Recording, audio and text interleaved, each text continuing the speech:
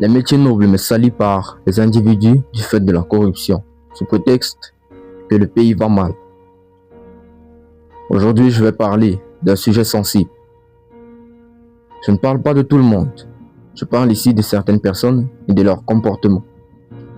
Parce qu'un métier peut être noble par nature, mais dévalorisé par l'attitude de certaines personnes. Et souvent l'excuse est la même. Le pays va mal. Je prends le cas de nos forces de l'ordre, dont le rôle est de protéger les citoyens, maintenir l'ordre et rassurer les populations. Des métiers d'autorité, mais aussi de responsabilité.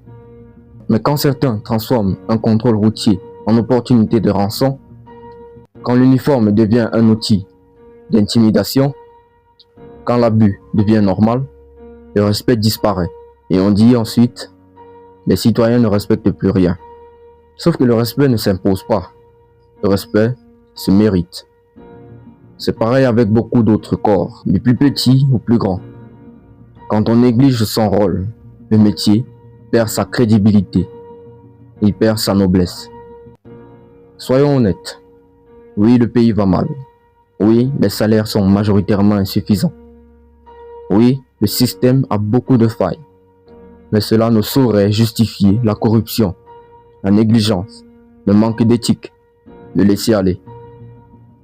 Le système est certes malade, mais si chaque individu décide d'aggraver la maladie, qui va guérir le pays? On critique le système, les dirigeants, on critique les institutions. C'est légitime. Mais rarement, on se demande, est-ce que moi, dans ma profession, je lève le niveau ou je le baisse? Le vrai problème, ce n'est pas le métier. Le vrai problème, c'est quand on normalise le mauvais comportement.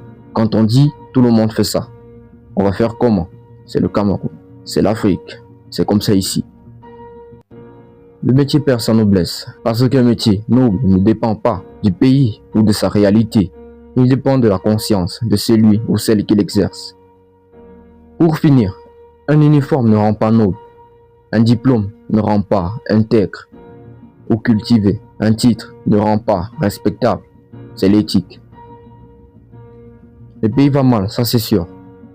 Mais si chacun décide de salir sa profession, son hygiène de vie, ce n'est plus un problème de système, mais un problème de responsabilité individuelle.